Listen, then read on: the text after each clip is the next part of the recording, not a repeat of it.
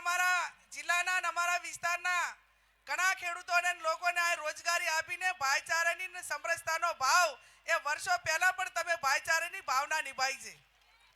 ત્યારે કોંગ્રેસની જન આક્રોશ રેલી શા માટે? આજે કોઈ પણ વિભાગ એવો નહીં હોય કે જેની અંદર ભ્રષ્ટાચાર ના હોય.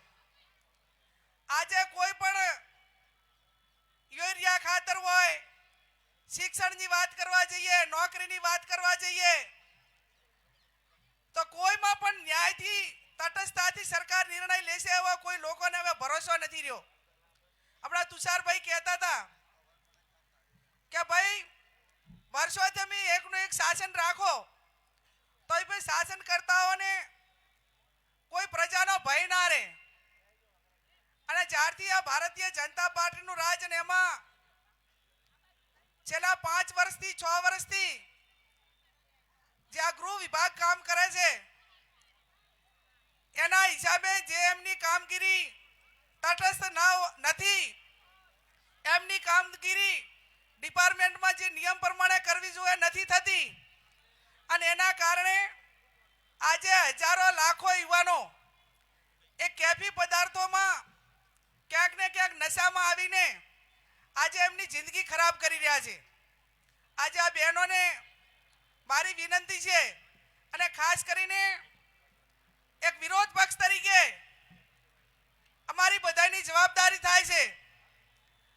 આવનાર સમયમાં જ્યારે આ પેઢી આ બદીઓના કારણે બરબાદ થયેલી છે, આજ તમે આ બધા બેઠા છો, જવાબદારો છો.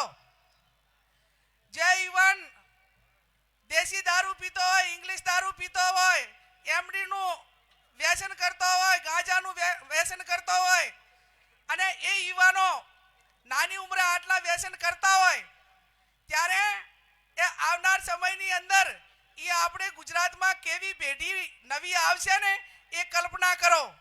કેટલી કુપોષિત પેઢી આવશે.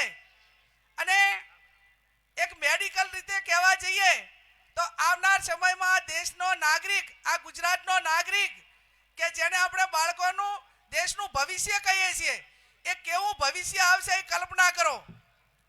અને એટલા માટે કરીને આજે સ્ટેજ ઉપર બેઠેલા જવાબદાર આગેવાનોને એક વિપક્ષ તરીકે અમારી પાસે પણ કુદરતે જવાબ માંગશે અને પ્રજા પણ જવાબ માંગશે કે અમિતભાઈ ચાવડા, જિગ્નેશભાઈ મેવાણી, તુષારભાઈ ચૌધરી, જ્ઞાનીબેન ઠાકોર જ્યારે તમે વિપક્ષમાં હતા એ ટાઈમે ખુલ્લે આમ ગુજરાતની અંદર ડ્રગ્સ વેચાતું હતું, દારૂ વેચાતું હતું, ઇંગ્લિશ વેચાતું હતું, દેશી વેચાતું હતું, યુવાનો બરબાદ થતા હતા, નાની ઉંમરે મહિલાઓ વિધવા થતી હતી. એ ટાઈમે તમારી ભૂમિકા શું હતી એ આવનાર પેઢી અમને પૂછશે. અને એટલા માટે અમે ચૂપ ના રહી શકીએ. કોંગ્રેસ પાર્ટી સત્તા માટે નથી. કોંગ્રેસ પાર્ટીની સ્થાપના એ અન્યાય સામે લડવા માટેની થઈ હતી 1948 પહેલા.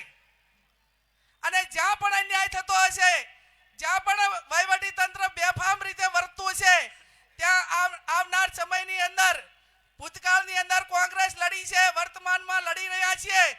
અને જ્યાં સુધી આ બદીઓ બંધ નહીં થાય ત્યાં સુધી કોંગ્રેસ પાર્ટી ડંકાની ચોટ ઉપર દેશના યુવાનો માટે લડશે, લડશે ને લડશે. ત્યારે કોઈ 5 કિલોમીટર 2 કિલોમીટરની અંદર કોઈ તાલુકા ખરીદ વેચાણ સંઘ હોય, સેવા મંડળીઓ હોય તો ખેડૂતોને ખાતર ના મળે, પણ 1 કિલોમીટરની અંદર 500 મીટરની અંદર દારૂ તમને હોમ ડિલિવરી મળે, જેટલું જોતું હોય એટલું. ખેતરમાં પાણી વાળવા વાળા જે ખેડૂતો અને યુવાનો એ હવે તો એના મુલા મોબાઈલથી લોકેશન મૂકી દે, હોન્ડા લઈને ત્યાં ખેતરમાં આપવા માટે જાય. આટલી સહેલાઈથી સોય જે તે પોલીસને, વહીવટી તંત્રને ખબર નથી, પણ માત્ર ને માત્ર નાના પોલીસ વાળા લોકોને એને જવાબદાર ગણવા. અને હમણાં તો જ્યારથી આ થરાદનું થયું ત્યારથી કરીને હવે એવું પોલીસ વિભાગે નક્કી કર્યું છે કે જે દારૂ પીતા હોય ને એને પકડીને એના ઉપર કેસ કરો.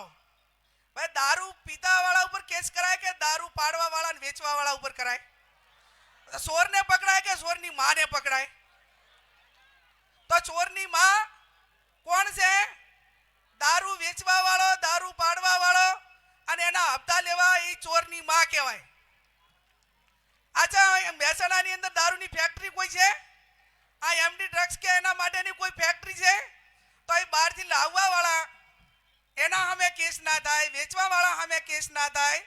અને ઓલા નાના નાના જે પેલા હોય એમને ખબર હોય કે ભાઈ ટાર્ગેટ પૂરો કરવા માટે અહીં મળી રહેશે, તો એમને જેલમાં પૂરીને કહેવાનું કે હમણાં તો અમે ઝુંબેશના ભાગે 80% કામગીરી કરી, પણ શેની તમે એકે તમારા બુટલેગરને પકડી લાયા, તમારા હપ્તાવાળા ઉપર એકે ઉપર કેસ કર્યો અને દારૂની ગાડી પકડાય ને અજાણતા તો કોઈ દાડા સીટ જેલમાં ના થાય, એનો ડ્રાઈવરને જેલમાં મેલે. તો હવે ડ્રાઈવર તો કદાચ એને રોજગારી માટે બિચારાને ના છૂટકે કરવું પડતું છે આવા બુટલેગરોની ડ્રાઇવિંગ, પણ કોઈ દાડા કોઈ એના સેટ ઉપર ક્યારે કેસ થતો નથી. અને એના કારણે આજે આ ગુજરાતની અંદર બદીઓ વધી છે અને એટલાય હદે વધી છે કે એને હવે કંટ્રોલ કરવું એ હવે એક આઝાદીની જે લડાઈ હતી એવી ને એવી લડાઈ આમની સામે લડવી પડશે.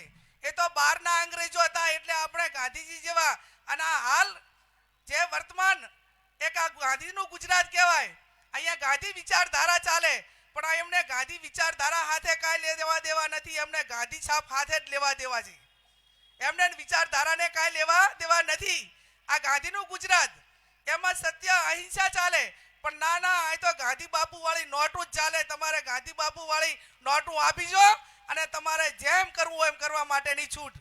આવી પરિસ્થિતિ થઈ છે ત્યારે આવનાર સમયની અંદર આજે આ મહેસાણામાં આટલી મોટી સંખ્યામાં તમે બધા હાજર છો અને વર્તમાન સમયમાં જે રાજ્યના સર્વોપરી સત્તા ઉપર બેઠેલા લોકો એ કોઈક લોકો જન આક્રોશ ઠલવે તો એમની સામે એક રાજધર્મ નિભાવે, એની સામે પગલાં લેવામાં આવે. આમ તો દેશના ગૃહમંત્રી હોય કે રાજ્યના ગૃહમંત્રી હોય કે એ સમાજમાંથી આવે છે, એ ધર્મમાંથી આવે છે કે જે જીવદયા પ્રેમી માટે કામ કરતા હોય, અહિંસા માટેનું કામ કરતા હોય, એવી એમની પ્રણાલિકા રહી છે એ ધર્મની, એ સમાજોની. પણ આ સત્તા સ્થાને બેઠેલા લોકો એ કરોડો રૂપિયાના હપ્તા લઈને આ તડપાઈને યુવાનોને મારવા માટેનું નજરની સામે કામ એ લોકો જ્યારે કરી રહ્યા છે. અને એ લોકો જ્યારે કરી રહ્યા છે ત્યારે આવનાર સમયની અંદર આપણે સૌ સાથે મળીને જે આ બદીઓ છે એને રોકવા માટે, એને નેસ્ત નાબૂદ કરવા માટે એક જન આંદોલન થાય. અને અમે અભિનંદન આપીશું. અમારું કહેવાનો અર્થ એવો કોઈ નથી થતો કે બધા જ પોલીસના અધિકારીઓ ભ્રષ્ટાચારી છે. અમરેલીના એસપી હતા કે એમને સારી કામગીરી કરી હતી. આજે પણ ગાંધીનગરમાં જે વિભાગ સંભાળે છે એમની ટીમો મારફત બનાસકાંઠા સુધી રેડવું પડે છે અને કાયદેસરનું કામ થાય છે. અને કાયદેસરનું કામ થાય ને એ ટાઈમે એ અમરેલીના એસપી માટે હજારો માણસો એમના વિદાય સમારંભમાં લોકો હાજર રહ્યા હતા. અને આ વર્તમાન પોલીસ સ્ટેશનમાં કોઈ પીઆઈની બદલી થાય અને કોઈ ડીએસપીની બદલી થાય તો એમના વિદાય સમારંભમાં તમારે ગણી લેવાનું બુટલેગરો સિવાય કોઈ નહીં હોય. તમારે કોઈ આમ પ્રોબેબિલિટી તો કોઈ હોતી જ નથી. માત્ર ને માત્ર એમના માથે ફૂલ નાખવા વાળા કોણ? અને એ ટાઈમે તમારે જે ટાઉનમાં બુટલેગરોનું લિસ્ટ ના મળતું હોય તો આ ટાઈમે તમારે હાજરી આપવાની, ફોટા પાડી લેવાના, તો 90% તમારે મેળવણું કરી લેવાનું કે એ યાદી તમારી પાસે ઓટોમેટિક આવી જશે. મારી તો અમિતભાઈ ચાવડા સાહેબ આપને વિનંતી છે કે કોંગ્રેસ પાર્ટી મારફત, એનજીઓ મારફત, સાધુ સંતો અને આમ જે આ બદીઓને રોકવામાં જે સાથ સહકાર આપવા વાળા જે લોકો છે, વિવિધ સંગઠનો છે, એમને પણ હું વિનંતી કરું છું કે આ સર્વે કરો, જે તે ટાઉનની અંદર સર્વે કરો, જે તે ગામની અંદર સર્વે કરો કે આ ગામમાં દેશી દારૂ વેચવા વાળા કેટલા છે, ઇંગ્લિશનું વેચવા વાળા કેટલા છે, એનું નામ શું છે, એનો મોબાઈલ નંબર શું છે, એ કઈ જગ્યાએ વેચે છે, એનું લોકેશન શું છે, આખા ગુજરાતનું લિસ્ટ બનાવી અને રાજ્યપાલને આવેદન પત્ર આપવું પડે, મુખ્યમંત્રીને આપવું પડે કે ગૃહમંત્રીને તમને કદાચ તમારી પોલીસને આ લોકેશન ના જડતા હોય તો અમે આ વિપક્ષ તરીકે અમે આ યાદી આપવાના ને એમની સામે કાર્યવાહી કરો. આવનાર સમયની અંદર આ પણ એક કોંગ્રેસ પાર્ટી અને વિવિધ સંગઠનોએ કામગીરી હાથમાં ધરવાની છે. ત્યારે આપ સૌ અહીંયા મોટી સંખ્યામાં હાજર રહીને જે